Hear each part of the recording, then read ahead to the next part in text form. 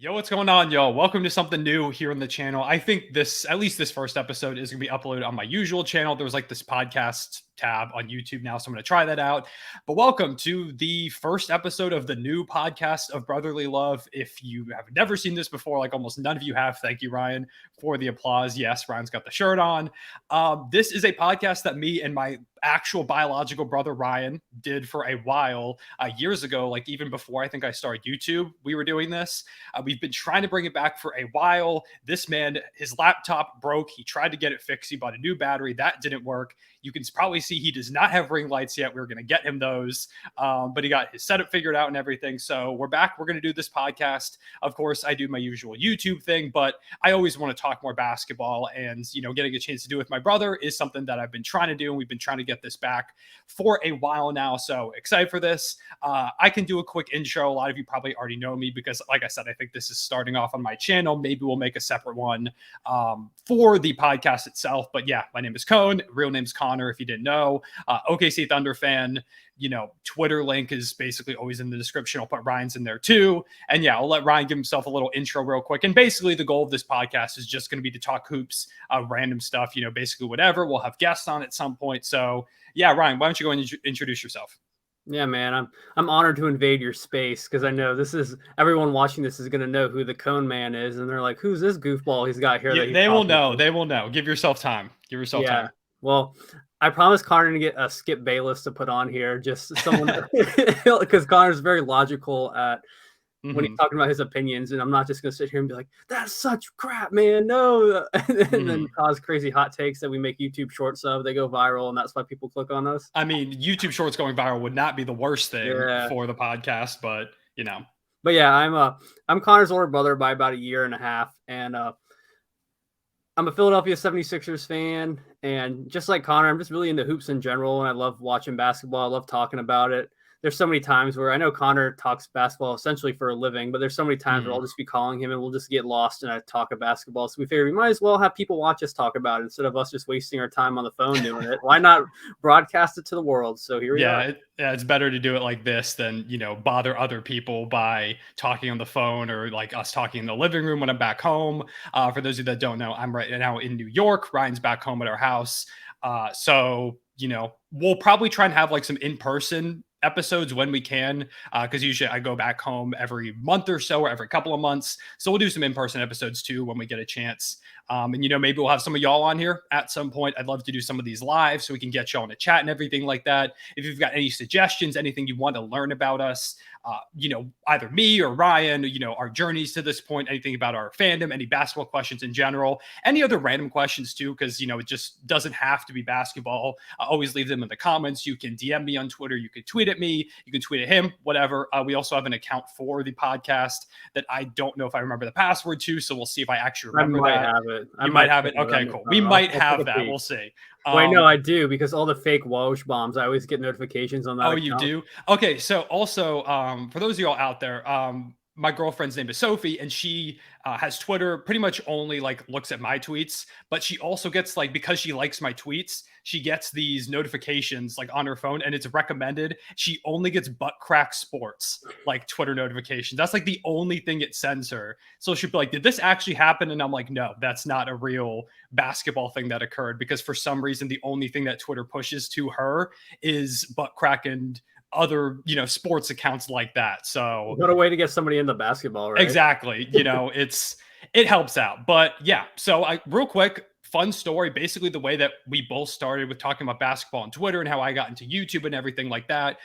We worked at a parking lot. We're both from the beach. Worked at a beach parking lot back in, what was it, like the summer of 2019? Thrilling backstory you got here. It all started in a piece of pavement. Yes, it all started in a shed in the middle of a parking lot. We worked this job where we were beach parking lot attendants. So basically our job consisted of us sitting in a shed in the middle of this parking lot next to this church. People drive in. What'd you say? For $7.25 an hour. Yes, for $7.25 an hour is what we were making. It was like 4-hour shifts. So we would sit there in a shed at the beach for 4 hours and make like $29. That was our summer job. But we were, we didn't always get that much business and we could just chill on our phones. So we decided to make basketball Twitter accounts to talk hoops, and, our accounts blew up a little bit. I ended up making a YouTube channel out of it. And, that's where all this came from. But so that's the beginning. Like, we were there at the beginning making the Twitter accounts and stuff. And this podcast was part of it for a good bit at the beginning there, especially when the pandemic started, because there was nothing to do other than just, hang out and talk on a podcast. Way too many people started podcasts at that time. There are way too many podcasts out there. Hopefully this is one of the better ones. But yeah, so that's kind of where it all started for us too.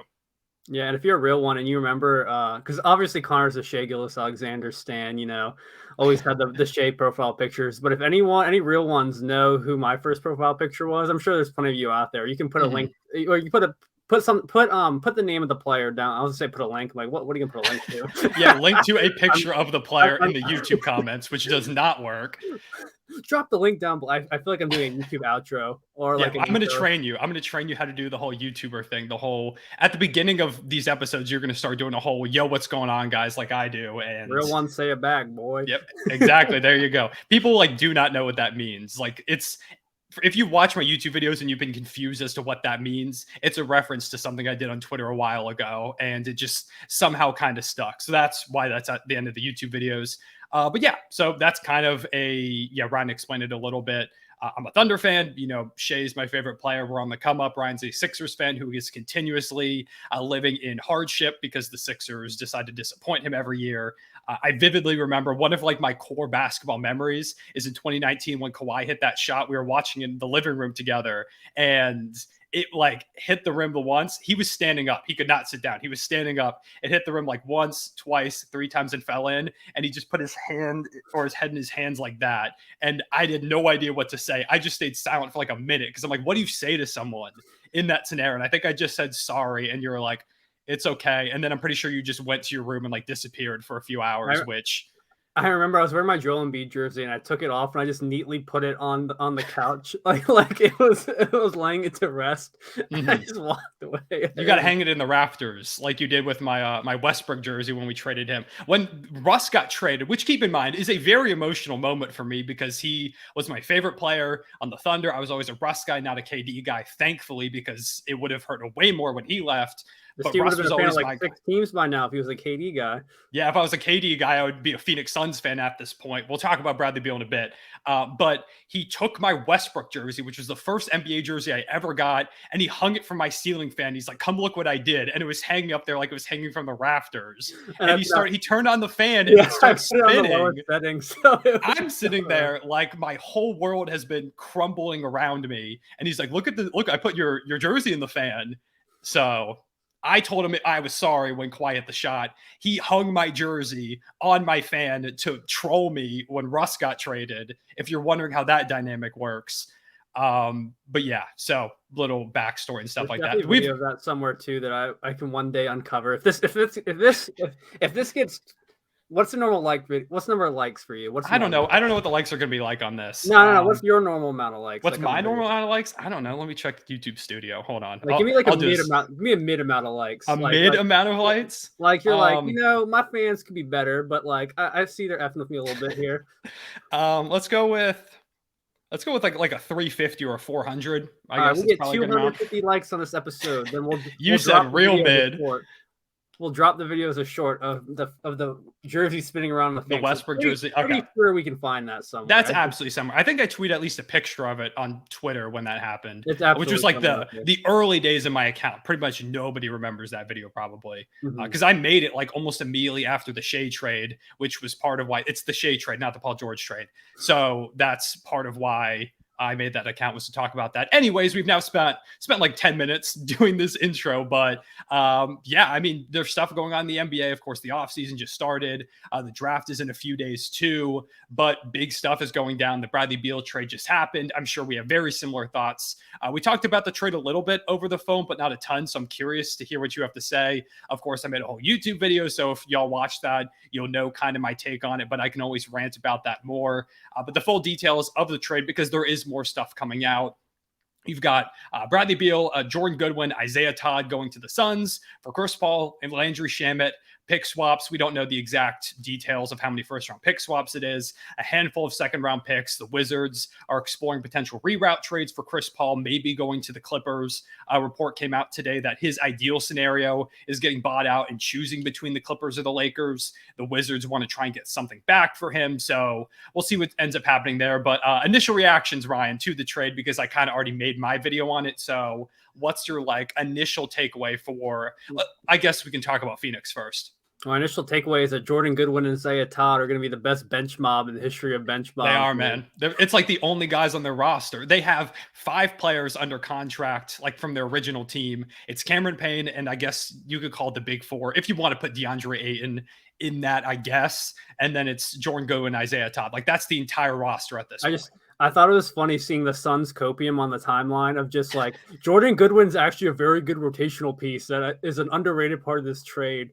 And you're going to be sick when Jordan Goodwin's hooping for the Suns. You're going to be sick. At the same time, too, there were Wizards fans that acted like they just traded away like the franchise because they're like, Jordan Goodwin was one of the only good players on the team last season. We just threw him away. Hey, he was good. He had that one crazy dime. Yeah. Who was that too? It was like the behind the back down. I think it was against the Kings. Jordan Goodwin's, I mean, that's a good piece to get. I don't know why the Wizards had to throw him into this deal It was just so funny though, seeing both sides of the spectrum. You had like Suns fans talking about he's the next like Jordan Poole off the bench, and then you have Wizards fans who also think apparently he was Jordan Poole off the bench, because it's just hilarious seeing both of them being like either hype about it or devastated. And it's just like, all right, we get it, guys. We get it. We get it. I mean, Jordan Goodwin, he's the real prize of this deal. You've got Isaiah Todd going over there. We've only basically seen him in G League minutes, so we'll see what happens with him. Bradley Beal, of course, the big name going to Phoenix. I said this in my video. It feels redundant. I mean, I do think the Suns got better. And also, when I made that video, we didn't know that Goodwin or Isaiah Todd were going to be involved. I don't know if Jordan Goodwin's the savior, but I do think he helps at least because you have a body now to play basketball on your roster. Yeah, at least you have a guy who, like, if he's like your 8th man, it's not like your roster's in shambles. Obviously, he's probably not going to be someone that they want playing minutes in the finals because that's their inevitable goal. But it's a good start, I guess. They're going to lose to OKC in the second round anyway, so it doesn't matter. They won't even get to the finals. But yeah. I mean, you don't think they'll play in the WCF? You think it'll be second round?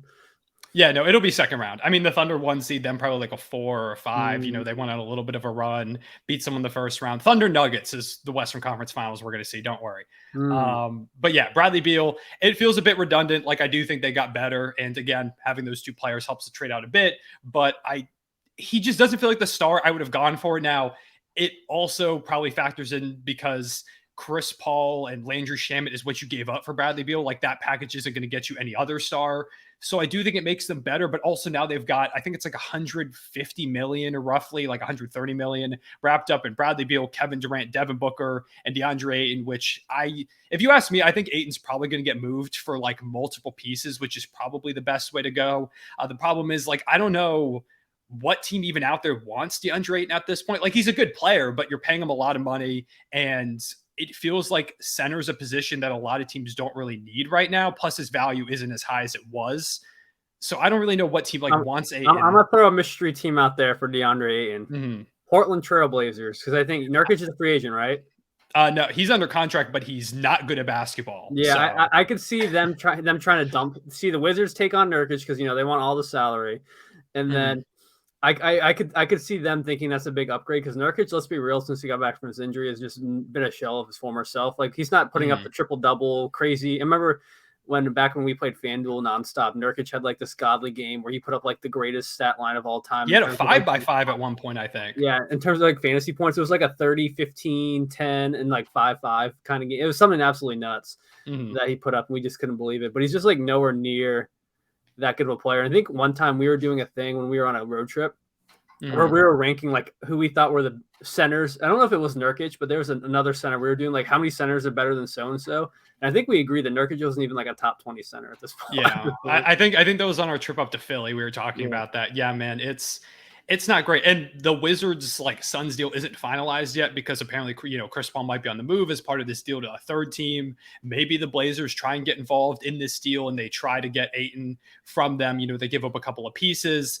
Maybe like, I guess a Nas Little could potentially be in that trade, which is a player I would like for the Suns. I'm not sure who else would be involved in that. Cam Reddish can be the next. Cam Reddish. Oh my God, man. Cam Reddish is one of those players that I like Cam Reddish. I would love to see him succeed, but the way that some people treat him, it's like all he needs is this chance, and he'll finally become a superstar. Like he hasn't been in Atlanta, in New York, in Portland. Like he's gotten chances. I think he's a restricted free agent, if I'm remembering correctly. So I don't know where he's going to end up next, if that's right. But he's unrestricted or is restricted? I think he's restricted. I'll check real quick.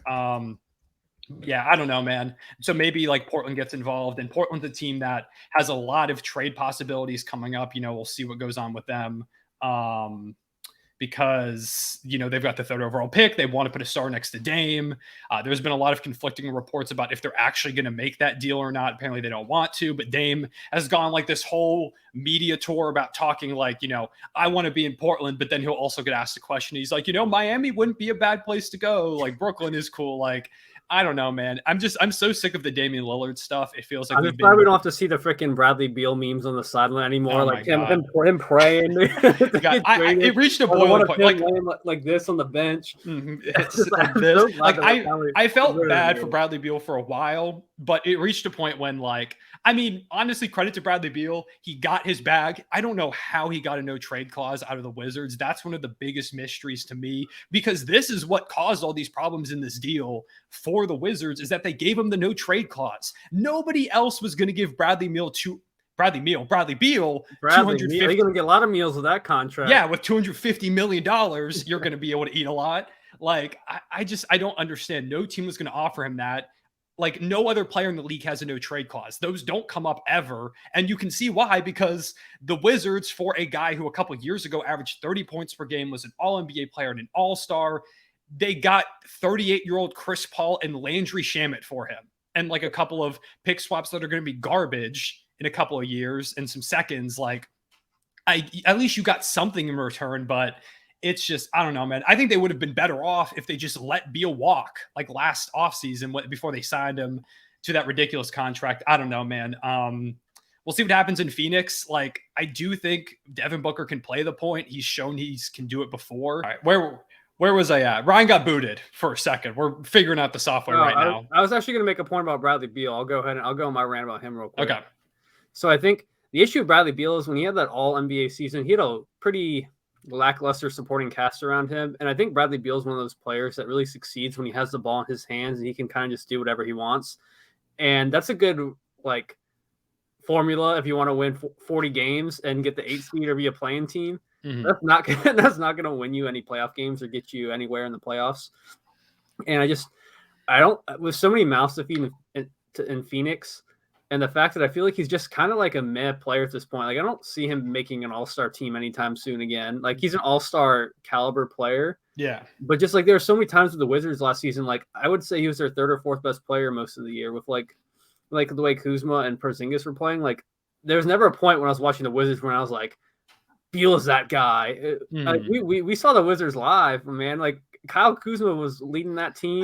That was the game where Kuzma took a crazy contested shot and hurt himself. Like, he twisted his ankle, went back to the locker room, came out, and he put up like 20 shots in the first half. Like, he just was chucking. But it's just like Bradley Beal was just kind of like hanging in the shadows. I don't know if maybe he was getting ready for this Phoenix trade to where now he's like the 3rd or 4th guy, depending on the night. But I mean, I don't know, man. I just feel like, at least in my opinion, Bradley Beal doesn't move the needle a lot. It's just more of like a Sheba just trying to like gain clout, I feel like. Because I feel like he just made the KD trade to make a statement. He's like, yeah, we got KD in Phoenix, guys. Come on. Mm-hmm. And it's just like, I don't know, man. It just almost feel like it's more so for the name than the player. Like, if Chris Paul is playing like slightly above washed, I feel like the team's not that much worse than they would be with Bradley Beal. Yeah, my issue is just like, the skill set feels somewhat redundant. I mean, Beal's better at getting to the rim than a lot of other guys on the roster, and that is a problem that they've had. But at the same time, like, I don't know. I don't know if this big three with, maybe they trade Ayton for some supporting pieces, as well as like some other, they're going to have to sign like veteran minimums. I think they've got a 2nd round pick. Like, I don't think that supporting cast and that group of guys gets it done against like a Denver. I think the Nuggets are beating them somewhat handedly. Jamal The Murray's on Suns, 50, bro. They got no one to guard him. the Suns did push it to like 6 games, but it took like 40 pieces from Kevin Durant and Devin Booker in the games that they won. I just don't know if they're going to be able to replicate that against this Nuggets team. I think they're better with this deal. It just, again, feels somewhat redundant with Beal's skill set. If they were somehow able to get a different star, like I think if they could have gotten somehow like an OG Anunoby or Pascal Siakam, like a guy like that, I think that moves the needle a bit more for me than Chris Paul. Agree. Or not Chris Paul, Bradley Beal. But again, there's a lot more offseason, so maybe they make moves and this is solidified, but I don't know. It's a bit interesting. I still do think Beal, like you mentioned, is an all-star caliber player, but he's not a 50 million. I mean, he never was a 50, $60 million player. This is coming from a team that employs Tobias Harris, but and gave Al Horford like a 4-year, 120. Which, by the way, shout out to Al Horford, Thunder legend. But in Philly, not the best outcome for him. That Bradley Beal contract, I think, is going to be one of the worst in the league in like a year or two. It might be all right this year because the Suns are going to be a good team, but if KD goes down with like a leg injury and like they still don't have depth, and Bradley Beal's putting up like 15 a night while Devin Booker's putting up 40, like it's back in 2017 or 18 when this man was putting up crazy stats. When he was hanging out with Dragan Bender and Marquise Chris and Tyler Ulis in Phoenix. Dude, you could just be making up names at this point, and people wouldn't know. You could just some of them sound made up. Yeah, I'm so mad that Dragan Bender was not good. Man, he let Devin Booker down. I'm so mad that Dragan Bender wasn't good because that name is sick. He should have been a good player. But yeah, no, I don't know. The injury prone thing is also another thing that worries me because when you have, it was already a concern with Chris Paul and Devin Booker, who have both been dealing with some injuries, and Kevin Durant as well. Beal has not played much. I'm going to check exactly how many games he played, but I think he played 40 some games last season. It was, he played 50 games. He played 50 games this past season, 40 games the year before, 60. He hasn't played more than 60 games since 2019. And in that season, he did play 82. And the season before, maybe with a little bit lighter of a scoring load, he's able to stay healthier. But I don't know, man, between the injury prone and kind of the overlapping skill sets. Again, I do think the Suns are better. They're in a better spot now than they were. But to me, it feels like this. And also, they don't own the rights now to a single one of their draft picks the rest of the decade. Like they have nothing else. This is the group. So if they go down with injuries, and I have to, commend Matt Ashiba, I think that's how it's pronounced, for, trying to go for it. But at the same time, I think he might have gotten a little trigger happy and might have gone too crazy. We see this a lot of times with new owners. We saw it with the Gobert trade last offseason where a new owner came in. He's like, let's add Rudy Gobert to the equation, which did not work out, of course, or at least it hasn't yet. Maybe something happens. That trade's not working out. It's not working out. You can clip me. That trade is not going to work. When the Timberwolves are, losing to the Thunder in the second round instead of the Suns, I'll make sure to go ahead and clip that for a short. But no, someone's going to clip me when they win another playing game, aka the NBA Finals, and place that like this. This dummy said that the Rudy Gobert trade didn't matter. Look at us now. We got Pat Bev came back and he stole his jersey in the stand. I mean, hey, Pat Bev's a free agent. He could come back. Go back to Minnesota. Him and Karl Anthony Towns were talking crazy on Pat Bev's podcast. I think Pat Bev called him the best big in the league, which is a statement you could make, I guess. I mean, Cat then went on to say that their win in the playing game was better than the finals. So, I mean, I think, man. I think they were just kind of cooking some stuff up to see. They're doing the thing you mentioned earlier where they're doing the whole Skip Bayless hot take thing. Yeah. He's trying to build his trade value, man. Get himself talked about. Trying to get on NBA Central, get a clip out there. Yeah. So that's kind of our thoughts on this trade. Also for the Wizards, again, I don't understand why you gave them the no trade clause. They're, of course, probably going to go for a rebuild now. They've got the 8th overall pick. It seems likely that Kuzma is going to walk. He'll most likely decline his player option. They'll probably do either just let him walk or do a signing trade, which, could be an outcome for them to get some more assets back. Porzingis could opt in and they could try and trade him too. He was pretty good this past year. I think there are a number of teams that are going to be interested. There was that one rumor that they've talked about trading him to the Blazers for the 3rd overall pick. I could rant about the Blazers for a while. Maybe we should just transition into that because the next kind of topic I have over here on this Google Doc is talking about the draft, and the Blazers are the, premier destination for a potential deal at number 3. They want to build around Damian Lillard. I have been a huge advocate of saying they should blow this thing up. I don't think trading the 3rd overall pick in a really good draft class to bring in a star next to Damian Lillard is the right move because there's no superstars out there in the market. Like, they're going to trade it for like Pascal Siakam. And Siakam's really good. He does not move the needle. Damian Lillard, Pascal Siakam, Jeremy Grant on $120 million I'm shaking in my contract. boots, bro. I don't know what you're talking about. I don't even know why we play the next season if they get that big three together. I know. We can just go ahead and wrap it up. Like, the newest super team is in town, but like, it just sounds big three, man. We got Siakam and Jeremy Grant over. Yeah, Siakam, Jeremy Grant, and Dame will lead them to the promised land. I just don't see why they're doing this. I understand you don't want to trade Dame, and I know Blazers fans, every time I talk about trading Dame, aren't a fan of it. And I like Dame. I would love to see him win a ring in Portland. I just don't think it's possible at this point. And we're going to reach a scenario where I think a good example of blowing your team up exactly when you should is what the Jazz did last offseason. They got a ridiculous haul from Donovan Mitchell, Rudy Gobert. They said, hey, this is not going to work. These two guys have been some of the best players in our franchise in a long time, and they traded them away. And look what they got. They got that huge haul. Lauri Markkanen was an all-star. They've got 1 million draft picks. They were able to get into the top 10 in this draft. Maybe they could trade up. Like, they're in such a good spot because they stopped kidding themselves and they said, hey, this isn't going to work. We see delusional teams all the time, like the Wizards with Bradley Beal, and you get into that situation. The only difference is they took advantage of a desperate team in the Timberwolves, and even the Cavs to a degree. Like, they were like, oh, we got these crazy players, but, we don't have to rebuild. I think that was the leverage the Jazz had that they really took advantage of. Is they're like, we can still be a top 5 team in the Western Conference with our current roster. So why should we give you this good player? And they're like, well, if we give you 6 first-round picks, and maybe you'll bite. Yeah, we give you 1 million first-round picks. Walker Kessler, who became one of the best young rim protectors in the league immediately. Like, yeah, dude had a better defensive. Like, all the defensive stat nerds had like Walker Kessler stats compared to Rudy Gobert, and like took out their names, and people are like, which one's which? And it was like, oh man, they're very similar. Or Walker looks better in a lot of stuff. I don't know how the Jazz were able to already get an incredible rim protector again after they traded one away. But yeah, I don't know.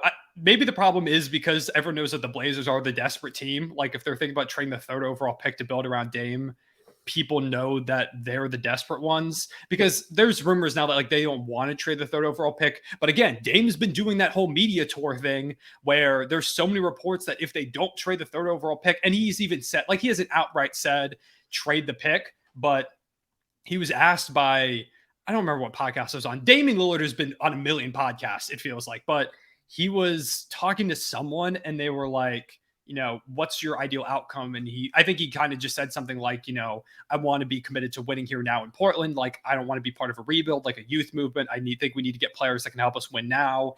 So I don't know what happens if they don't trade that 3rd overall pick. Like, Dame, I feel like has to request out. And to me, if you don't trade Dame and still draft 3rd overall, you're making no moves. Like, I think that's fine, but you would have to trade Dame at some point soon, because then you're just going to be kind of middle of the pack. They should go for this rebuild. They've got a great opportunity now. Dame's going to get you a haul if you trade him, unless you trade him to Miami, because then you're just getting like Tyler Hero and like 2 first-round picks. So I don't know. To me, it just feels like it's been long overdue to trade Dame. Absolutely. And the only clip that I have like kind of replaying in my head is when Colin Sexton got drafted to the Cavs, and they're like, Colin, what's your message to LeBron? He's like, come on, LeBron, let's do this. They made this man pitch to LeBron James to stay in Cleveland when we all knew he was leaving when he got drafted. It's just so funny. Brandon Miller, I'm like, what's your message to Dame in the city of Portland? He's like, we're gonna bring this championship home to Portland, Dame. We got this. And then it's gonna be the video of like the big guy and goes, and they walk out the door.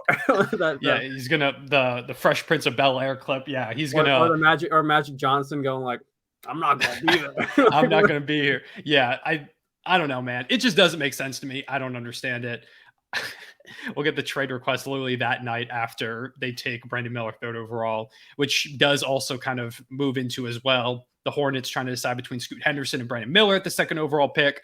There's rumors that teams are asking the Hornets if they want to make that move, but it doesn't seem like they're going to. I think they should just take Scoot. It seems like they're leaning that way, which is good. It feels like the Hornets would make a mistake where I like Brandon Miller a lot. Don't get me wrong, but I think you also agree that Scoot is ridiculous. Like, he's clearly the 2nd best guy in this draft. Yeah, man. And LaMelo's had injury history. Like, he's no guarantee at this point. Like, I think his last 2 seasons, he's, had issues. We've seen, not saying genetics plays a role, but we've seen how Lonzo's body is held up.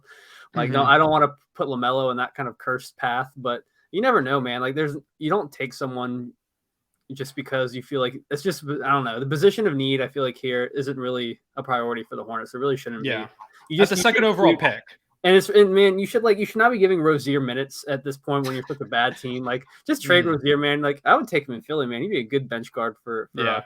I think a lot of teams would take him too. He needs to be freed. Him and Hayward. Put them on contending teams for like bad contracts. Like a Tobias Harris for Terry Rozier trade would like make me fall to my knees. Like, Terry Rozier, that's where he's at this point, is that the Terry Rozier trade is going to be what saves the offseason for him. And we'll talk about the Sixers offseason a little bit. You know, James Harden is up there in conversations. Yeah. But yeah, I don't know. I don't think you can take best player, or you have to take best player available at the second overall pick. Like, you can't draft for need when you're the Hornets, who were terrible this past season. I'd be like if the Grizzlies passed up on Ja, not saying that Scoot's on the same path as Ja, because Ja's, blossomed to a star, scandals aside. But, there was no chance the Grizzlies were going to pass up on. Who was the third overall pick that year again? I don't know if that's third overall pick. It was RJ Barrett. Like, would you have? There's no. And that was the thing too. Like, the Grizzlies at that point still had Mike Conley on the roster. I don't remember if they traded him at that point. Brooks, we don't need John Morant. We can use a wing. Exactly. Like, it just does not make sense. No, it's so dumb. And like, I'm not trying to like no hate on Mike Conley or anything, man. But you say. I mean, he did steal Shea's All-Star appearance in 2021. I will say that. Man. That was the most fake All-Star appearance of all time, man. Whatever, man. I'm happy for Mike Conley. Make-a-wish All-Star, man. Mike Conley. He got one. Good for him. He probably deserved one earlier when it was a little bit more warranted, but I mean, he was good. I understand giving Mike Conley one. I still think Shea should have two at this point, but it's okay. He was all NBA first team. I'll take that instead.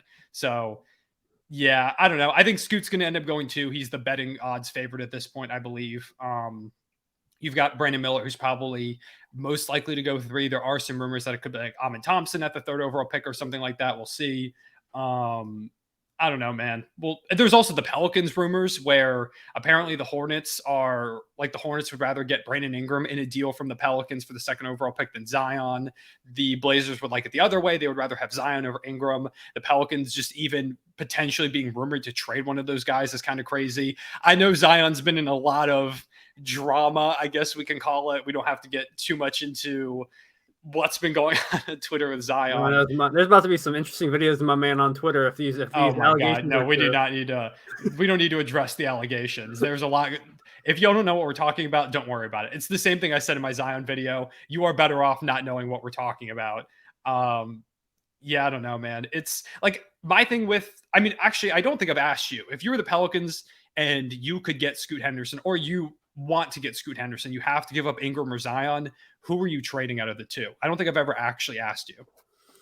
So that's kind of a tough question because in my opinion, I think Brandon Ingram's a more like all-round player. Like Brandon Ingram, like I don't want to compare his game to like Tatum, but I feel like he's like almost like a light version of Tatum in a way, like a guy that can just take over a game, really good scorer, can play, make, rebound, kind of do it all a little bit, you know. He's got the height. With Zion's injury history, it's just I feel like if I was offered the same trade package and let's say a team offered me like, this is so hypothetical, but like a young star, 3 first-round picks, and they're saying we'll take Zion or Ingram for that package. I'm keeping Ingram every freaking time, man, because I'm keeping the sure thing. Now the difference is if you get more, way more for Zion, or way more for Ingram, then I think there's kind of like, I think that influences my decision if I'm like the GM of the Pelicans, even though I'm probably the least qualified person to ever be in that position. But hey. You've played 2K before. Maybe twice. But I think 2K twice. But some think people played it no times. But the context really matters, man. Like it's kind of hard to say which one I want better. I think it would depend on the situation. Like I said, if you have a very similar trade package and I got to trade one, I'm trading away the guy that hasn't been on the court and is having a bunch of weird things go on right now. And he's physically and like, I don't know what the word is. I was going to say mentally, but I was trying to think of a word of like just him not eating well and not being on the court, but I couldn't think of a way to describe it. But you know what I mean, man. It's just whether it's an injury or he's just not in shape or there's just other background noise going on. I feel like there's just a lot more baggage and a lot more potential issues. Obviously, the talent's undeniable. He's an all-NBA player the second he steps on the floor. This isn't like Bradley Beal where we're like questioning his talent and contributions. If Zion's on the floor, he's averaging 30 a game and putting up 10 rebounds and I don't know if he still got his defensive legs to get those crazy blocks he was getting against our Who's back in college. But, he's still a force to be reckoned with rim protection, and he's at least a body there. Yeah. That with him and Valanciunas, that's a pretty nice force they got there. But yeah, I don't know, man. I see the problem for me is because of all those things you said, where Zion is this incredible athlete. He can put up like 30 and 10 a game on most nights. Like, I understand. Yeah, there is the baggage. There's the concerns about, what's going on with him and his teammates. There's always reports that he doesn't have a relationship with his teammates, and there's always rumors and stuff. So I'm not going to buy into anything like that unless I actually hear like it come from Shams or Woj or from like the teammates directly. On a podcast, because I could see that happening. Like, yeah, or man, Zion never came to the team dinners, man. I never understood. I don't know if he just didn't like our food or he doesn't like the, yeah, or like if there's something on a podcast, right? Yeah. Like, I don't know. To me, I think I have to commit to the potential of Zion because to me, Ingram is like a top 25 player in the league. I think I would say. I think he can maybe get up to like top 20, but I don't see him ever really breaking that top 10. I think Zion, when healthy, is a top 10 player. I think he has the potential to be top 5, maybe even higher than that if he stays healthy for a consistent period of time. So to me, I think I have to hang on to the potential of Zion. I would not be ready to give up on a player of that caliber with that potential quite yet. And I love Ingram's game. He gave me heart attacks in the playing game against the Thunder. Like, I'm a huge Ingram fan. I just don't think I could give up on that potential. Because imagine you trade Zion and he gets healthy and all of a sudden he's dominating the league. Like, maybe Scoot and Ingram works out for you, which again, I think Scoot is a stud. I like Ingram a lot. I think that would be a really fun pairing. And there is also the question of, how does the fit work with Scoot and Zion? Because Scoot has shown shooting potential, but he hasn't been a consistent shooter yet. So you also worry, a little bit about how that pairing works. But say you have a scenario where you trade Zion and he becomes a monster, you're going to feel like you probably made a big mistake. Even if Scoot does end up becoming really good, like it'll forever be a conversation about, did you make that mistake? I think there's less of a risk with trading Ingram. So that's kind of my thoughts on it. And I kind of made that point too in my video that I talked about it. It just feels like, I don't know if you can give up on that potential yet, even though there is the injury issues, the questions about, there have been speculation about what's his work ethic like, and I'm just going to assume it's good. I mean, he's in the NBA for a reason, but there's all that stuff circulating around him. I think it was Bill Simmons who said in his podcast today, which Bill Simmons is not really a source, but he was saying that he heard from someone that they would be surprised if Zion was a Pelican after the trade. Or not trade, after the draft. So, of course, after the trade, he wouldn't be a Pelican. But I'm sure that someone was just a duty pass on the streets. He's like, yeah, I heard it from some guy that. It's like when you go play pickup at the rec or something like that, and someone's like, there was this one time when me and our friend Nick went to the rec center and we were just hooping. And every time we passed by one side of the court, it was like a full court game that we were running. There were these like 3 dudes arguing loud as hell about Kyle Lowry. Like, they were almost fist fighting over Kyle Lowry. I don't know what the conversation was about. You wouldn't die for Kyle Lowry, man. No, I would not. Love Kyle Lowry. I would not. But I don't know if it was about like his legacy or, him, how he was playing. I think this was during the Eastern Conference Finals, but they were screaming about Kyle Lowry. Debating Kyle Lowry's legacy on a Tuesday night is that's so spine chilling, man. That's crazy. That's crazy.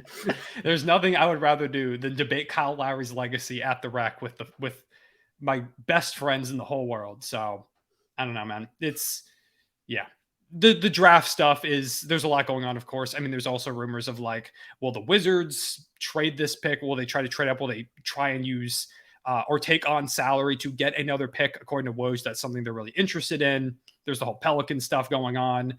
Any number of teams could trade up or trade out of this draft. The Rockets are rumored to be interested in maybe trading either up or down, depending on what the packages are. Same with the Pistons. I heard the same thing about the Thunder. Like, we could see so many different moves made after the draft or in the draft leading up to the draft. We saw a couple of years ago the Russell Westbrook trade happened on draft day. Like, I think we're going to get a lot of movement. I'm glad the Beal trade happened because it felt like we were just all building to something. So now we can kind of chill. We can talk about that. But I really do think by Thursday we're going to see like an unreal amount of deals, or at least I'm hoping so. I've convinced myself at this point that we are going to see them. I'm probably hopeless and delusional, but I've convinced myself that we're going to see like 4 All-Stars get moved by the draft, or at least in the next couple of weeks. Speaking of All-Stars, Jaylen Brown's going to be a rich man if he doesn't get moved in the coming weeks. He is. Jaylen Brown eligible for what, 5 years, 295, I think.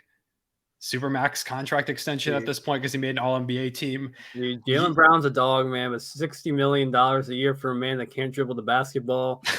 I mean, I can't really dribble. Where's my cash? I get him no. I'm just kidding. Yeah, man. I don't know. I think you've got to give them that money. To me, they've been like so successful with these guys, with Jason Tatum and Jaylen Brown as a duo. They've made multiple conference finals. They made the NBA finals. They were a game away from making it again this year and last year, or not last year. A couple of years ago against the Miami Heat too. They also had another series against them that went, I think, 6. I think it was 6. It might have been 7 games, but they went pretty far in that series too. So I don't know. I just don't know if you can give up on this duo, but I won't lie, 5 years, 295 is a lot of money. And it's funny because when Jaylen Brown got that first big contract, everybody was like, oh, he got so overpaid, and then he way outplayed it. And now it's again a situation where people are like, I don't know. And maybe he ends up outplaying it or learns to I don't dribble think with his anyone's left going to hand. ever outplay $60 million. Yeah, that's a good point. I mean, maybe Jokic has, but like, man, I don't know. I think you have to keep him. Like, you can't. I've seen a lot of people say you have to trade him, but I don't think there's anybody out there that's going to make the Celtics better. I know Damian Lillard, you texted me earlier today when we were talking about this contract, and you were like, they should just trade him for Dame. I don't know if the Blazers would be interested in that. If Dame does request a trade. Yeah.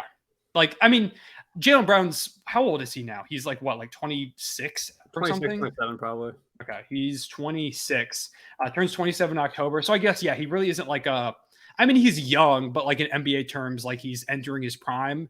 And if the Blazers are going to trade Dame, they're kind of going for this reset thing. So yeah, I don't know if it makes sense to do a trade like that for Jaylen Brown. If that's the package that the Celtics are offering, maybe they would. There was rumors that they offered him for Kevin Durant, or at least they thought about it. So maybe they'd be willing to move off of him. But I know also him and Jason Tatum are close. So I don't know, man. I think the Celtics are kind of just going to run this thing back. And honestly, that's probably the best way to go.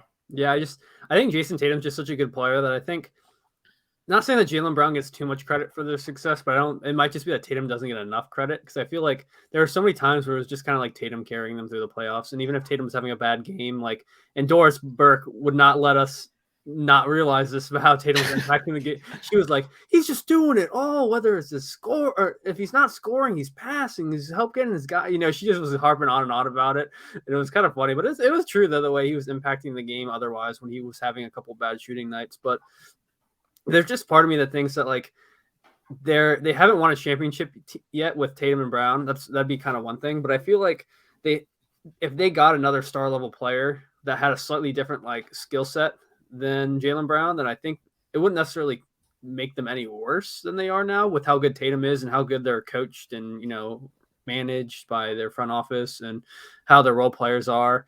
I don't know, man. I think there's not really a player I have in mind, but if you could just get somebody that was a little bit different of a skill set and that would do a lot better other than the first quarter, because Jaylen Brown's the king of putting up like 20 in the first quarter and then finishing the night shooting like 2 for 10.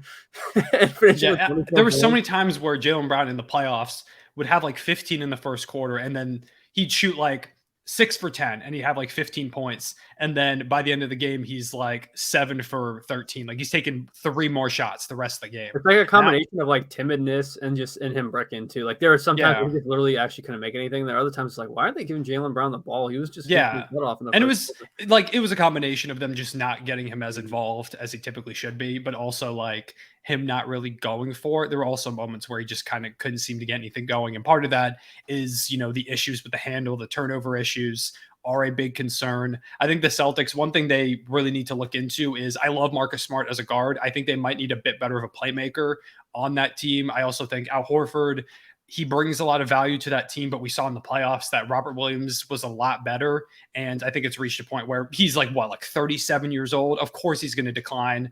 I think they kind of need to make some kind of switch there too. I just don't know if Al Horford is that guy. I think he should probably come off the bench. You should start Robert Williams.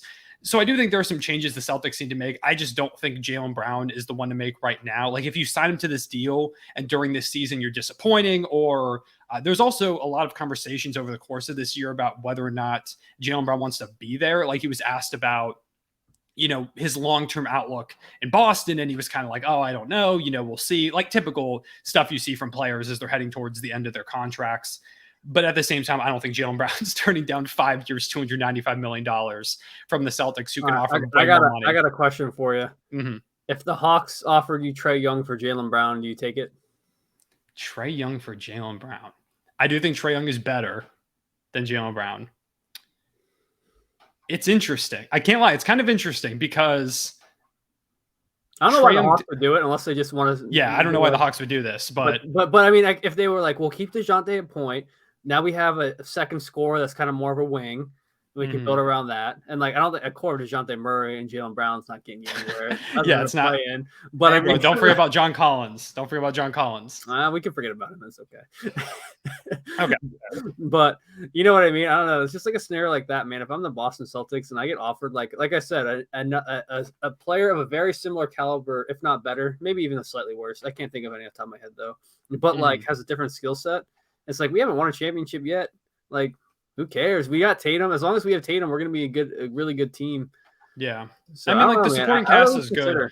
I do think the Celtics, the Hawks aren't going to do this trade. I don't know why they would, but in a hypothetical situation where, Trae Young is available, I do think that Trae Young would probably be a solid fit over there in Boston because they do have defensive guys that can kind of hide him, which is the big issue, of course, with Trae Young is that the defense doesn't exist. And they play big team defense too over there. They do. They're a good job at like, when like Malcolm Brogdon was still trying to get under, still trying to get his feet wet. And I mean, they got like Sam Hauser out there. Like, and we know he's not guarding anybody as NBA fans. So yeah, they find ways. Like, and like Derek White is an all defensive caliber guard. Marcus Smart won a DPOY, even though that should have been Robert Williams as defensive player of the year, in my opinion. But robbed his own brother, man. That's crazy. Yeah, he robbed Rob. But yeah, I don't know, man. It's interesting. Again, don't know why the Hawks would do that, but we also don't know why they do a lot of things. Like, why did you trade Kevin Huerter for Justin Holiday? I still think that one thing I was right about was the DeJounte Murray trade. I did not like that deal when it happened, and I'm glad I was right about that because to me, it was like the idea of putting a defensive guard next to Trae Young is cool, but you should probably get someone who can shoot. And Trae Young has to kind of learn how to play off ball a bit better, as well as DeJounte Murray. Like, they've got to learn how to play better together. I don't know. I just didn't love the trade when it happened. John Collins is probably going to have to go too at some point. Maybe John Collins is the most mid player all the time. I'm not going to lie. The drop off was crazy. Let me pull up these numbers real quick because the drop off was ridiculous. So John Collins is not a bad player. Like, that'd be such a bad statement to say. There were just a lot of times where like he's so mid. I didn't realize he was there. Like, I was like, oh yeah, John Collins is on this team. Like, the 3-point shot, worst 3-point shooting season of his career. He shot 29.2% from three. Worst field goal percentage season of his career. So I'm guessing his shooting percentage is probably the lowest. 13.1 points per game. That's the lowest mark since his rookie season. Like, I don't know, man. It just feels like the DeJounte Murray trade threw off a bunch of guys' rhythm, like in particular John Collins. He does feel like a guy that a change of scenery could help him a good bit. Like, if there's a team out there where you can get John Collins for cheap, like, honestly, maybe the Wizards. Like, if the Wizards are looking for a reclamation project, maybe the Hawks are interested in Kristaps Porzingis. You send him over there. You get John Collins back to make the money work. You get a first-round pick or two. I don't know exactly what the Hawks draft capital situation is. I know they gave up a few for DeJounte Murray. But if you're looking for a reclamation project, you get some assets back for both taking on John Collins' contract and trading away Kristaps Porzingis. I feel like that's honestly a solid trade that I've just now randomly come up with. I got one for you too. You ready? I like that one. But we got DeAndre Ayton going to the Hawks, and we got Capella and Collins going to Phoenix. Capella and Collins. Does the money work on that? It actually probably does. How much money is Clint Capella making? I think it's like 15 to 20, and I think Collins is probably similar, right? I mean, he makes a little bit more, like 25. Collins makes like 30 mil. 30 mil? Oh, man, maybe not. Yeah. No, I think this might work, actually, because, yeah, Capella's making $18 million right now. Is he a free agent? He's not a free agent, is he? Is he? His contract on this website saying I didn't think Clint Capella was a free agent. Maybe that website's wrong. But yeah, no, he signed for a few more years. Okay, that was showing his previous contract. Yeah, he signed for a couple more years. He's making $20 million next season. Capella is? Yeah, Capella's making $20 million. Doesn't work then, but money might not work. I mean, it's close. You could probably find some way to make it work. Maybe throw in Cameron Payne. Maybe you could do Collins and maybe like another role player because or like they could throw in like one of their like not saying they should trade Jalen Johnson, but they could throw in one of those like bottom of the rotation wings because they can't play Hunter, Johnson. That's something that's really weird about the Hawks. They have a lot of guys that I kind of like, but the team just is not good.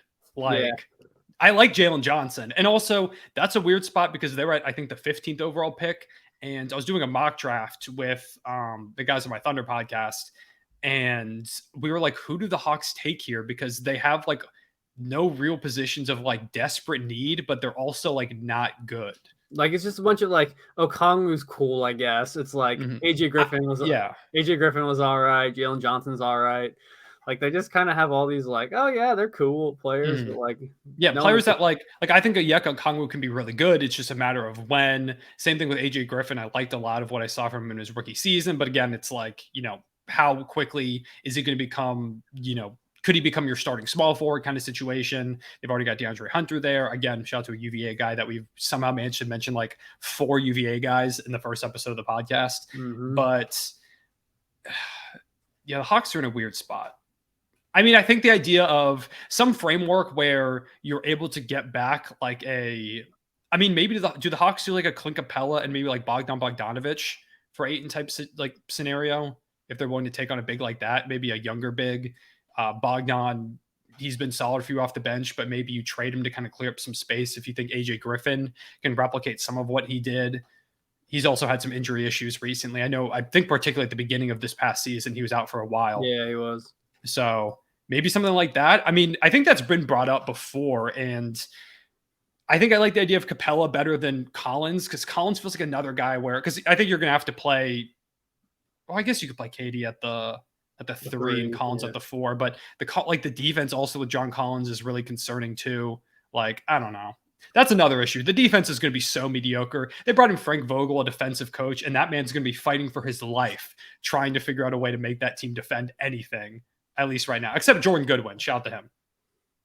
Speaking of defense, is Mongreen going back to the Bay Area? I think Draymond's going to stay in Golden State. I don't think he's going anywhere. What's his contract? What do you? No. All right. Well, if you were, I was going to say Bob Myers, but he's my homie's no longer there. But if you're the Warriors, what are you giving Draymond, and what do you think they give him? What do I give Draymond? And what does he think he's worth? Because I think he thinks.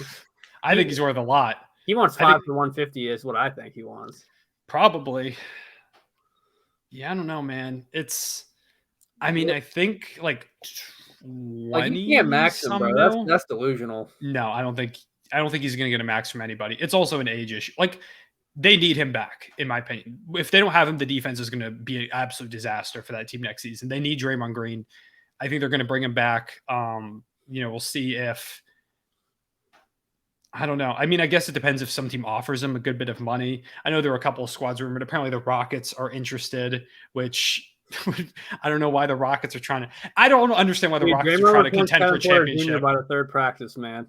It's going to be everywhere. Yeah, Draymond Green. That's also another thing is I don't know if they're going to be able to bring back both Draymond Green and Jordan Poole for next season because apparently that altercation really messed things up. I think Steve Kerr said that on someone's podcast. I don't remember who it was. There are too many podcasts out there now with NBA players. Everything is said on some podcasts. Everything we're saying doesn't matter because it's just another podcast. Exactly. We are just aggregating other podcasts from NBA players. But I think like 20 some million a year. I don't know. Maybe I could push up to like 25 mil a year because I do think Draymond, and that's another problem because I think Draymond knows that he's really important to this Warriors team, that they kind of need his defense. So I think he's going to use that as leverage. I have a feeling they're going to end up paying him a lot more than maybe we would because of his value to the team and because he's been there for so long. But I don't know, man. That has the chance to be a really bad contract. And I still think Draymond Green's really good, but he is like 33, 34 years old at this point. He's getting older. The offense continues to plummet, even though the defense is still really solid. Like, there's also a risk too that like you don't know how he's going to play outside of the Warriors system. Like you that can is expect also true. The player that he's been in Golden State for the past decade, but then you're like, but now he's not with Steph, he's not with Steve Kerr, he's not with Clay, he's not with the guys that he kind of made his bread and butter with. It's just like, is he going to be the same player? Like, sure, we would love a playmaking guy that can play really good defense to run our 4 or an anchor, our defense, but it's just like. I don't think it's a guarantee. I don't think he's really a plug and play type of guy. I think I mean, I still think he'll be good, but it is a matter of, is he still going to be like defensive player of the year caliber guy? Like, does the system work the same? Because he has a lot of value in like those dribble handoffs, the actions with Steph and Clay, the moving screens that the Warriors are famous for. Like, dude just wants to play for LeBron with LeBron, man. He's gonna go to the hot take. He's going to the Lakers on a min. He just wants to play LeBron. He's minimum contract, Draymond. Yeah. Man, that would be some God. That team would be. I hate that fit. That fit is ugly. Of LeBron the shooting AD, of a LeBron AD Draymond front court is, man. Then they're gonna bring in Chris Paul too. That's a god squad right there. Oh yeah, super team like 5 years ago. Yeah, Draymond's one of those guys. I think he will go back to the Warriors, but maybe we see a shocking thing where he goes to. I know Detroit was rumored for a while to be interested because I believe he's from that area. I know he went to Michigan State, but I think he's also from that area. I know the Rockets are interested. I know they're also interested in Dylan Brooks. They could build the disgusting offense, all defense duo. They're gonna sign Marcus Morris too, man. They're just gonna get the all hater squad. You see the report that Marcus Morris is apparently like unhappy with his Clippers role. He wants to go back to his Knicks role where he was the first option. The team was off. That was a weird season. They had Marcus Morris putting up like 18 a game, and he was cooking out there for the Knicks for like half a year, and then he got traded to the Clippers where he had. That season for the Knicks was so funny because they just signed all these random vets, and they're like, "Just go out there and get your value up, and we're gonna trade all of you." Like they signed like Alfred Payton, and they had him putting up good numbers. They had freaking Marcus Morris. They signed somebody else. I can't remember. What was that like the 20? Like the 2021 Knicks, probably 2019, I think. 2019. Did they have him in? Yeah, was it the 2020? God, they kept signing all these people. Were like, where are they going to like? Who? Why? The same season offseason they signed Julius Randle too, but this one does not have Marcus Morris. Okay, I think it was the 1920 Knicks. Yeah, who else? This was Marcus Morris. They signed that offseason. It was like weird. This is when they had Bobby Portis on the team. Yeah, they signed Portis. They signed Morris. They signed all the power forwards. That's what it was. And they got Randall. Oh my God, they did have so many power forwards. This is an ugly team. They had Marcus Morris, Julius Randle, Bobby Portis. They did have Alfred Payton. This is when they had Reggie Bullock on the roster. They had Mo Harkless. They just were signing everyone, bro. Kevin Knox was still here. They had Taj Gibson. Yep, that was another power forward. 34-year-old Taj Gibson. They tried to resurrect Dennis Smith Jr.'s career before the Hornets did it this year. Ignas Brazdeikis was on this roster. Sixers legend. I was going to say Thunder legend. I don't think we ever had him in the G League, but yeah, this team is not very good. But first option, Marcus Morris, he was putting up 19.6 points per game on 44% shooting. He was shooting 44% from three on 6 attempts a game. He was knocking him down. Unload the clip, bro. He was unloading he got his bag. I'll give him that, but yeah, this is I actually really like this fit on the Clippers too. I'm kind of shocked it never worked out. I don't know if it's just like. I mean, he just got ineffective this season. Like he was just not good whenever they played him. I remember Clippers fans riding on the timeline whenever he checked in and it wasn't Robert Covington. And they had a conspiracy theory that Robert Covington was like not real. He didn't exist because Tyronn Lue would never put him in the game. Man, Tyronn Lue would just go to bed watching Marcus Morris 2019 Knicks highlights. This is it. He's like, this is the guy. He's going to come back. I promise. Yeah, I saw a lot of Clippers fans asking for him to be fired because he kept playing Marcus Morris. So, I mean, maybe he was watching those Knicks highlights. But yeah, I mean, outside Draymond Green, other guys that declined their player options include Fred VanVleet, who is rumored to be going a couple of places. I mean, he could go back to Toronto. He was an interesting candidate for the Suns before. Now they got Bradley Beal. The Sixers, I know, have been in some conversations, but I think I saw another report that they're just not interested. And also, I think we can talk about it now. I think they're just going to get James Harden back. The rumors seem to be more and more that Harden's going to go back to Philly. I always thought the Harden to Houston thing was super weird and did not make sense. Yeah, just I think it was just honestly to get because nobody else was going to go for Harden. I think it's just a way to get his bread up for the Sixers. It could be a leverage play, but I don't know, man. It was weird because like. I understand. Well, the weird part was I understand if Harden just wants to go back to Houston, chill out, like make money, be back where he played most of his career, play with Draymond, I guess, and Dylan Brooks over there in Houston, forming the strangest big three of all time. Like, I understand if Harden just wanted to go back and play for his, I was going to say hometown team. I'm not sure if he's from that area. I don't remember where he's from. But the team that he played for a while, I think he still has family out there and stuff too. So I understand if Harden wants to do that and just kind of chill for the rest of his career. but the rumor was that he wanted the Rockets to become competitive if he was going to go there. And it's like, how do you expect this Rockets team that has been one of the worst teams in the league for 3 straight seasons to immediately go to a championship contender, especially one on the level of the Sixers? Like, if he's there, he's playing alongside the literal MVP in Joel Embiid this past season. Tobias Harris, we'll see if he's there or if they make a change, like Tyrese Maxey. It's a really good team over there in Philly. I just don't understand why you would leave that for Houston if you want to compete for a championship. The Rockets aren't going to be able to make that type of team in Houston. Maybe they're able to trade some of their young core for stars or really solid players, but you're never going to get a player like Embiid's caliber by your side again if you go to Houston. It's just not going to happen. So it did make sense to me. I don't know why, if you're the Rockets, you're going to go ahead and get off this rebuilding path and commit to trying to win now after you've been terrible. Like, you haven't shown any signs of progress. I like Jalen Green. I like Jabari Smith. I like Şengün. Harden just doesn't seem to fit into that equation. Baby Jokic, according to some people. I don't know, man. It just never really made sense to me. So I do think he goes back to Philly. So all that to say that Fred VanVleet to me doesn't make sense in Philly. So I honestly really don't know where Fred goes at this point if it's not Toronto. Like, it doesn't feel like there are that many teams in need of a point guard like that, especially one who's pretty inefficient. He's short. He's getting older. Like, his defense is solid for his height, but it's not phenomenal. Like, I just don't think he's a good fit for many teams. I mean, maybe Miami does something. Miami. I like Miami. Maybe it's Miami. I saw a report today or something like that Miami was a potential destination for a Fred VanVleet. Maybe like the Lakers, if they want to do a D'Lo signing trade and they just want to bring in, like, I guess maybe someone who fits a bit better, but I worry about the defense. I don't know, man. Am I like crazy to say I would have liked Fred VanVleet better in Phoenix than Bradley Beal? I really don't know. You get better defense and better playmaking. But and I mean, I'd argue the same offense. Nah, Beal. I like the Beal offense better. Beal's way more efficient. Well, Fred VanVleet shoots like under 40% from the field. He was also playing next to 5 guys 7 foot and taller. So my man, that's true. It was also not the best shooting situation. I shouldn't be crap talking my new head coach over here, but my man was obsessed with other long men on the court. Yeah, he was really a really big fan of 6'7", 6'9" guys that had crazy wingspans. I'm saying the Sixers offseason is about to go crazy with Nick Nurse at the helm, because we don't have very many of these monsters, if you would want to call them that, these like really lengthy guys. Yeah, you got to bring in a lot of guys that have 30-foot wingspans. I mean, maybe – do you all have any draft picks? I don't think you do. I don't think you have any draft picks. Maybe you might have second, but Brooklyn earned their first because they delayed it to this year. Oh, yeah. You don't have a first. To the Harden trade. You might have a second. I was going to say, I was trying to think of like really lengthy guys that y'all could go for in this draft. You're going to try out for a Bilal Coulibaly. You're going to find some way to do that with a Tobias Harris to OKC salary dump or something.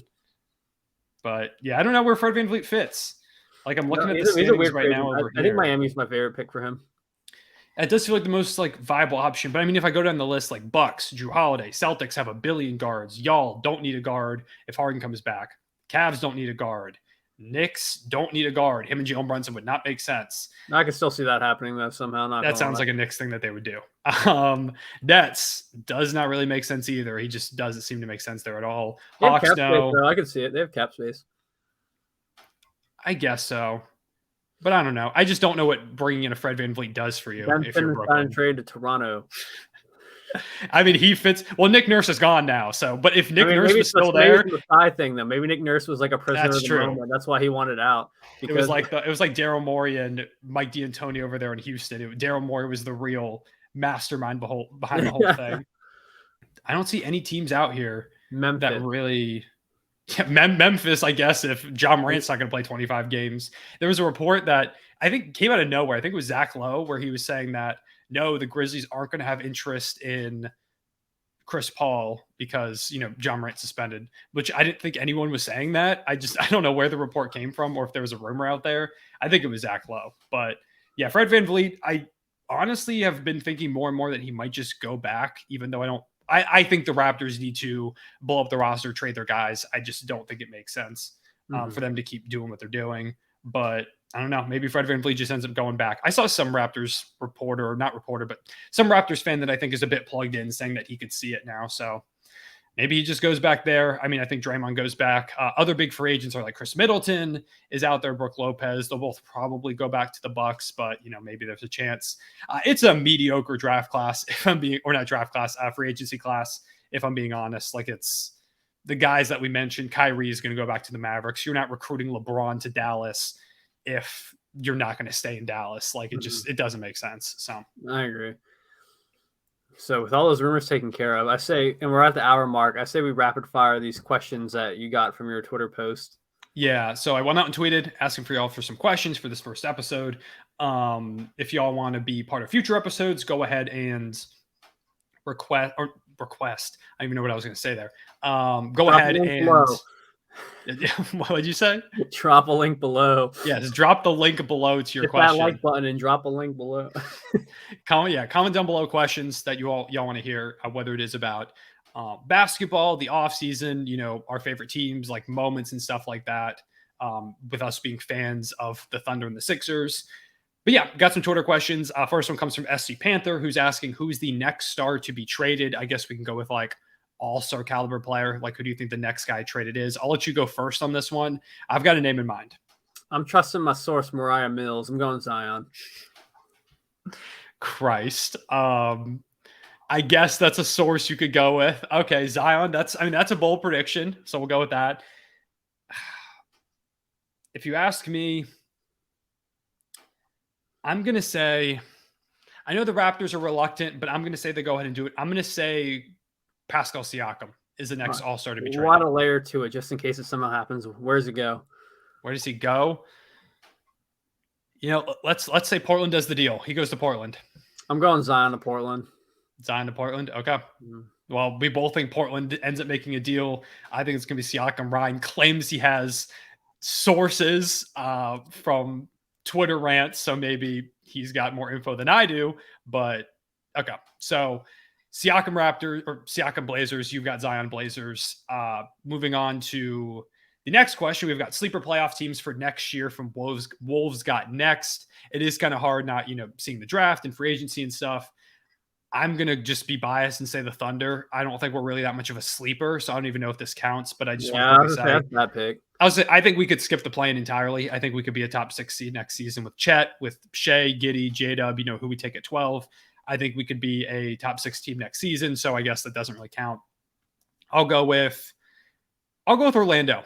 Also, Orlando could maybe make it. That was your pick? Okay. Nah, I'll pick someone else. Okay. All right. Sleeper playoff team. Who is some booty cheeks, but it could make a run next year? I'm not doing the Rockets, the Draymond Green Rockets. I think I'm good. I'm good on Green Rockets. The fat beard man Draymond Rockets. I'm good on that. Playoff team. Who did not make it this year?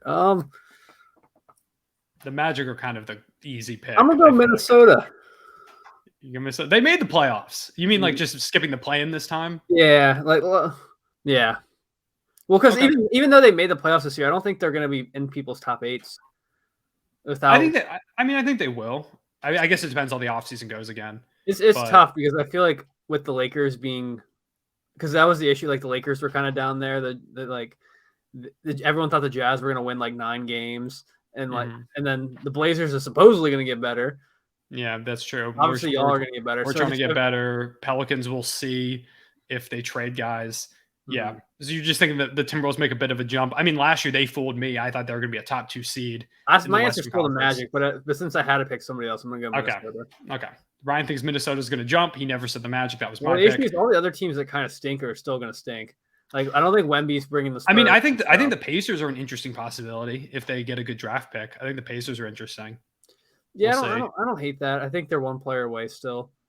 Yeah, that's true. I mean, I guess it depends how their pick, pans out. I like a lot of guys there at 7 for them, but it's also a really crazy draft class where we don't know who's going to go where. Okay. So I do agree with you where I think that either like a team like the Pacers and the Magic that really weren't in the conversation this year are going to sneak into that like bottom seed that gets destroyed by the Bucks or the Celtics. I mean, especially because like the Nets will see where they're at after a full season of this new group that they've got. The Raptors and the Bulls, we'll see if they trade their guys. If they do, they'll probably fall down I think the Magic are going to try and jump. The Wizards are going to be an easier target to take out this season. Pistons have to be good eventually, man. You can't just keep getting all these top draft picks that still stink. I think they'll be better this season. I don't think they're going to be a playoff team. Yeah, they've gotten a lot of them. I mean, Cade being hurt the whole season also kind of messed them up. Mm-hmm. It's heartbreaking that they won 17 games and got the 5th pick. The lottery is very cruel in that regard. I'm glad that never happened to OKC in the real tanking years down in the gutter. But yeah, we can go ahead and move on now to this next question from Lint. I think that's how his name is pronounced. Lindy T. Yeah, Lindy T. Really big fan of the YouTube channel and someone that I've interacted with on Twitter a lot. If I'm mispronouncing your name, let me know. But Lynn was asking kind of the opposite. What teams will take a step back? And I mean, there's obvious like teams that are going to make potentially franchise-altering moves with maybe the Raptors, with the Bulls. You know, we can see what happens with the a couple other teams that didn't make the playoffs. We'll see what happens. I mean, the Wizards are going to take a step back, even though they didn't make the playoffs. But is there any like playoff team that you think will take like a major step back, or you could potentially see? I think there's one clear, but it's not really their fault with the Grizzlies. We'll see what happens with John Morant being out for 25 games. I mean, they've somehow found a way to still be good while John Morant's missed time over the past few years. So I still think they're going to be fine, but losing 25 games of your team's best player is going to be detrimental to your overall record. I don't know, man. According to their fans, they're better without Ja, so we'll see. I think according to those who hate Ja, apparently. When they lost team cancer, Dylan Brooks, so it's only up for me. Yeah, Dylan Brooks will not be back under any circumstance. Yeah. So we'll see if maybe Dylan Brooks was the answer. Time back, that's going to go crazy. Yeah, that would be an all-time quote. I mean, Dylan Brooks would win in that scenario. You said you're not going to bring me back, and yeah. Before I do my team that thinks going to take a step back, I want to throw I just kind of remembered a team existed. I think Dallas is going to be a lot better next year. I think so too. There's no way. Luka's way too good, and if Kyrie is trying to recruit LeBron, like you said, I think he'll probably end up staying, and they'll be able to build a roster around the two of them if that does end up being their pairing. And I don't think the pairing is as bad as like potentially like Beal and Booker or like DeJounte and Trae Young, whether it's like the same kind of skill set or just not a match. I think they're a little bit better of a pairing than some of those other two guard duos that we've kind of been talking they've about. Just got to add some defense whatsoever. Defense and depth, that's pretty much what it is. Yeah, we'll see if they're able to. I mean, apparently they're not trying to bring back Christian Wood. That experiment didn't seem to work out, but I think if they can find defenders, I still believe that duo can be pretty good. And like you said, Luka's way too good, I think, to miss the playoffs again, or at least the play-in tournament. I think the Mavericks will be back. How good they're going to be, we'll see. But I agree with you. I think they could also take a jump. And then my team to take a step back is going to be the Warriors. That's going to be my pick for that. So the Warriors, because you think Draymond's a rocket? Well, not even that, man. They have to crumble at some point. You know what I mean? You would think they would crumble at some point. I don't know, man.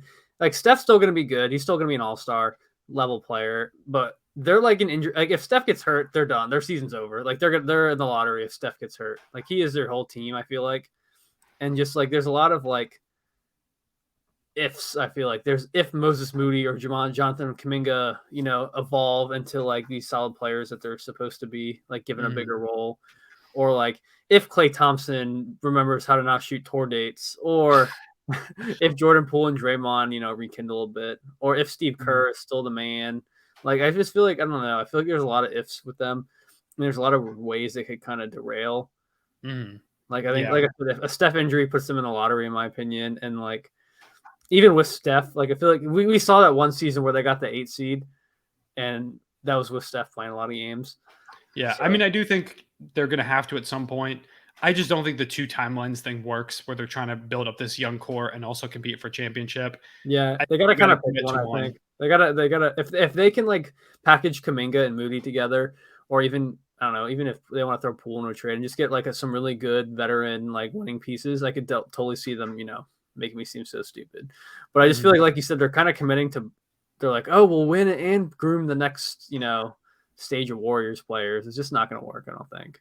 Yeah, maybe they make that commitment this offseason. Again, for those of you, if you're seeing this way later, this is days before the draft. The NBA finals ended like a week and a half ago. So we don't have a lot of information about where this is going to go. So we're trying to make predictions without seeing the offseason. So keep that in mind in case the Warriors go out and make a blockbuster deal, which I don't think they're going to. My team to take a step back. I feel like the Grizzlies are kind of an easy option. I mean, the Nets are also really easy of an option. I don't know. Because it feels like most of these teams are solidified. Part of me wants to say the Clippers because, again, I worry about the injuries just consistently with them. Like, that's always something that's threatening with that team. I feel like so it's tough I kind of though worry about because that. they didn't really do anything they were supposed to do this year. So I feel like they're not really going to take a step back. I feel like they're kind of hit their floor this year. I don't think they're going to miss the playoffs, but 44 and 38 isn't. Yeah, I don't know. It's because a lot of it is like trying to see if you can predict an injury or if you think like a team's just going to crumple this offseason. The Nets are a very clear option in terms of a team that's going to take a big step back. But again, that feels like a cop out. So I don't know. I mean, I think the Grizzlies, the Nets, I'll go ahead and just say the Clippers, just kind of banking on the potential of them getting hurt. I think I know you want the picks to be bad, man. You can just talk about your agendas. I don't even know what pick we have from them next year. I think we do have a pick, picks, man. I think we have a swap next year. No, we had a swap this year. I think we might just have their pick straight up next year. So we'll see. But I do think, with the supporting cast getting older, Marcus Morris isn't really effective anymore. Nick Batum is a question mark. Paul George and Kawhi Leonard, can they stay healthy? If they bring in Chris Paul too, that's another player who's somewhat injury prone. I just think there's so many concerns on the Clippers roster with them being able to stay healthy and consistent through the load management that if I've got to pick a team that could maybe take a step back, I'm going to go with the Clippers. This is not me saying I think they're going to. This is just if I've got to pick one of these teams, I'm going to go with them. So let's move on now to second to last question comes from Kyle. What is your favorite condiment? Barbecue sauce. Barbecue sauce? Specifically McDonald's or Cookout barbecue sauce. Those are good barbecue sauces. Yeah. I think I'd also have to go barbecue sauce. Honey mustard. I've become a big honey mustard fan recently. I'm might be on the honey mustard train, but I'm kind of split between the two. Ketchup's good, but it's, boring. It's a classic. I'm never picking honey mustard or barbecue sauce, though, man. You're never picking Never. Never. That's crazy. Nope. I think there are certainly situations where you would pick it. What's an underrated condiment though? Like what's not honey mustard because you just kind of talked it up. But what's an underrated? That's true. I did kind of hype up the honey mustard. Underrated condiment. Go Polynesian sauce. Looking kind of fire. Polynesian sauce at Chick-fil-A is fantastic. Really, I feel like anytime you go to like a fast food place and you get like their signature sauce, it never misses. Like Cookout sauce is good. I love Chick-fil-A sauce. Those are the only two sauces that are now coming to mind for me. Cane sauce is really good. Like Zaxby sauce. Like anytime you go to a place and you just get their signature sauce, I feel like it's always good. And I feel like people underrate that. I see too many people who try and say stuff like Cane's, for example, which if y'all don't know, Raising Cane's, it's a chicken place. I think for the most part, it's here on the East Coast. But like people will say, oh, it's not that good. It's carried by the sauce. It's good. The sauce is just the best part of it because they make the sauce for the food. Like that's the whole point of the sauce. I could rant about this. I think those type of sauces are underrated by some people. A lot of people give them their respect, but there are too many people who say that they carry the food, which is the whole point of the sauce is to pair well with the food. Move on to the last question, which is basketball related. What are our favorite non-all-stars of all time? This comes from Jackie originally. Jackie was asking us to rate, I think it was our top 5 or top 10 players of all time that haven't been all-stars. I thought it'd be more fun if we just kind of did our favorite non-all-stars of all time, kind of role players. And also I'm going to add the caveat not to do players from our favorite teams because I would go talk about Lou Dort and, young guys like Josh Giddey, who hasn't been an all-star and stuff like that. So I'm going to add the caveat that we don't go with guys on our favorite teams. I know you're a big Bruce Brown fan. I do like Bruce Brown. Especially after you fought for his honor against Nets fans who tried to tell you that DeAndre Bembry was better years ago, and they clowned you on the timeline when you said that Bruce Brown cleared him. So I got so ratioed for that, man. That was killed. I know you have that vendetta against maybe you have a vendetta against DeAndre Bembry, maybe more so the love for Bruce Brown. He's one of my guys. Cousins, Jaden Springer, bro. I love DeAndre Bembry. That's true. Jaden Springer, breakout player next year. Dude, if we give him a shot, I think he has a good chance. I don't know. Nick Nurse hates to play young players, but Doc Rivers kind of hated it more. Since he's not my favorite team anymore, I can go Isaiah Joe. You can go Isaiah Joe. I can't go Isaiah Joe. I love Isaiah Joe, man. Yeah, thank you so much for sending him over this way. I'll say, since they're technically not my favorite team anymore, but I started watching the Sixers back when the process was kind of ending. That's when I got into basketball. And that first season I really paid a lot of attention to. And we had Ersan and Marco Bellinelli as like on any given night our second or third best player. That was freaking awesome. I'll always Ersan Ilyasova, Thunder legend. Yeah. So that might be a cop out because they were technically on my favorite team. They're not on there now, but I always remember those guys. I liked watching them play on their other teams too that they were on. I mean, Andre Roberson is a guy who again comes to mind with the Thunder. He ended. I mean, he's technically not in the Thunder anymore, but he was always, the offense was always really rough, but the defense was. I think he was one of the best perimeter defenders for years. I love Dion Waiters. I was such a big Dion Waiters fan when he was doing OKC. When he was going on that run in Miami, he was hitting game winners over people, hitting with the crossed arms at half court. I was all in on the Dion Waiters train. I'm so sad that it didn't end up working out for him in the long term, but I'm a big Dion Waiters fan. Same thing with J.R. Smith. I like J.R. Smith a lot. Any guy that can like catch fire and is just one of those microwave guys that when they're on, they feel unstoppable. I really like those types of players. Dude, bubble TJ Warren, man. Bubble TJ Warren. I'll never forget. That's another thing. We were watching that game together. Yeah, because when the Sixers game was the first game. It was the first game of the bubble. And we're like, there's no way he'll keep scoring like this. And then he dropped like 50 on us. And a Sixers fan is like, oh, we're so screwed because if we have people like TJ Warren dropping 50 on us, then we're done. And then he dropped 50 on everyone's head. Exactly. He was one of those guys that just completely took over in the bubble. And now he was a Sun this past year. Maybe they bring TJ Warren back, which does not help with the defense, but maybe he's a guy that ends up on that roster again. But he seems like it was really fun. I mean, it was crazy watching that in real time because it did feel like, wow, the Sixers are getting lit up by TJ Warren. Like, this is bad. And then the entire world got lit up by TJ Warren for like 3 weeks. And then he got hurt and he disappeared for like 2 years and then came back on the Suns. Like, it was, I don't know what happened. Hopefully we someday get bubble TJ Warren back. But was he the player you were going to bring up when you were talking about another one? Yeah. Oh, and also Mike Conley. Mike Conley stole Shea's all-star appearance, one of your favorite players. Okay, I see how it is. He was an all-star at one point, but Al Horford is another random player that I really like. Can't really go with that. I was gonna say, I know you have a different opinion of Al Horford than I do, but I'm trying to think of like a saucy point guard because I kind of like the saucy backup point guards. T.J. McConnell. Oh, that's a great pick. Or who was he?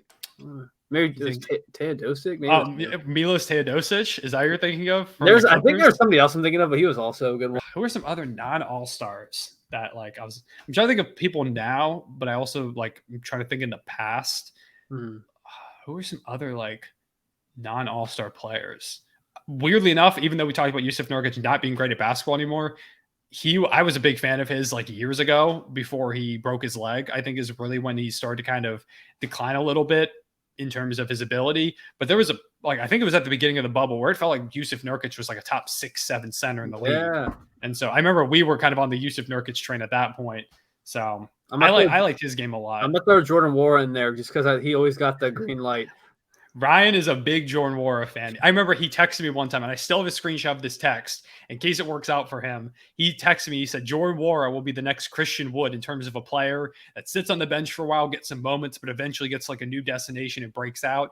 Ryan has been on the Jordan Wara train for a while. So if this is the breakout season, he does deserve the credit for that. My man's just a flamethrower. That's all he's got. And this dude just touches. Dude has the basketball IQ of Kuzma in terms of I get the ball, it's going in the basket. At least I hope it is. It's just, I don't know, man. It's just funny watching him play. It's hilarious every time he gets the ball. I loved when the Bucks were really good when he was on the bottom of their bench, and he scored 10 points in 3 minutes. It's just always hilarious to watch. They would check him in garbage time, and he would just come out and ball. I like those types of players. Those guys that those garbage time menaces are also some of my favorite players. Guys that just come in. Kevin Knox and the Hawks, bro, in the playoffs. This dude was averaging. This dude was there was one game against us. One game against us where Kevin Knox went crazy. Hold on, let me find this game. Kevin Knox versus OKC. Okay, Kevin Knox versus Thunder by season. What game was it? Was it this year? I thought it was this year, but this says he only had 11 points. I swear there was a game where he had 20 against us. But maybe I just imagined this. I don't know how I somehow imagined a Kevin Knox masterclass. Maybe I'm thinking of some other game that he played in. Let me I need to find this now because I swear Kevin Knox torched us at some point. Oh, very reminiscent of when Andrew Wiggins would torch us or LaMarcus Aldridge. Oh, that was the day. Yeah, that one game. Some of y'all most of y'all probably don't remember this, but there was one time when LaMarcus Aldridge and the Spurs faced off against the Thunder back in the Paul George MVP depoy type season, where I think they started off like 15 of 15 from three. Marcus Aldridge had like 56 points and we lost in I think like double overtime. I had like all my friends over watching that game and they were just clowning me every time they hit another shot. I swore they like physically could not miss for the first 15 buckets. It was hilarious. Maybe I just imagined this Kevin Knox game. I don't know how I imagined a Kevin Knox masterclass. It's okay. But I swear he torches at some point. If you know when Kevin Knox had a Thunder or masterclass against the Thunder, link it down below. Yeah, link it down below. That's actually something you could link for us. Yeah, actually is something you could link. I don't know, man. I'm not seeing this. Yeah, like one of the games, I forgot he was in Detroit. Yeah, he didn't play against us in one of these games. The other game, I think he had like 11 points. I don't know, man. Maybe I'm wrong. But I mean, that's our last Twitter question. We could go ahead and wrap up. I know the podcast has been a little over an hour at this point. But yeah, we appreciate y'all tuning in to the first episode of the podcast. We're not sure what the schedule is going to look like entirely. Probably like weekly is what we're thinking. If there's reasons to do more than weekly, maybe we can do something like that. We haven't quite talked about it yet, but this first episode is hopefully going out Tuesday leading up to the draft. It's either going to be Tuesday or Wednesday. I'm going to hopefully get out on Tuesday.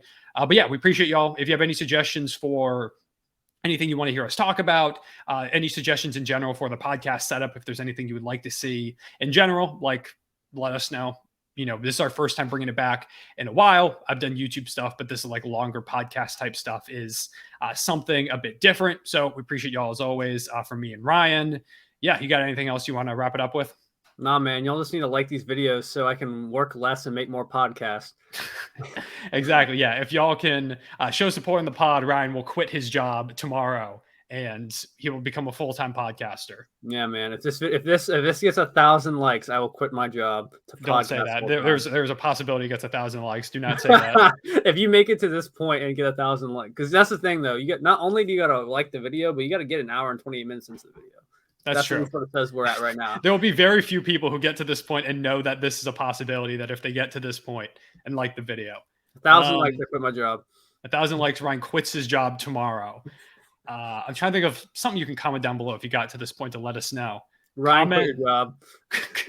Comment Ryan quit your job down below if you, one, want to see Ryan quit his job, and two, if you made it to this point in the podcast, like an hour 30 in. I'm not sure how long these are going to last typically. It'll probably just be depending on what the topics are.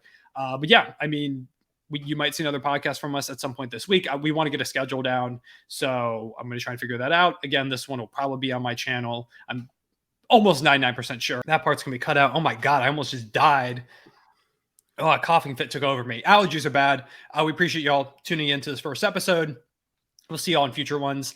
From me and Ryan, take care. We'll see y'all later. And yeah, I haven't thought of an outro thing. Real ones say it back, baby. Real ones say it back. We'll see y'all later.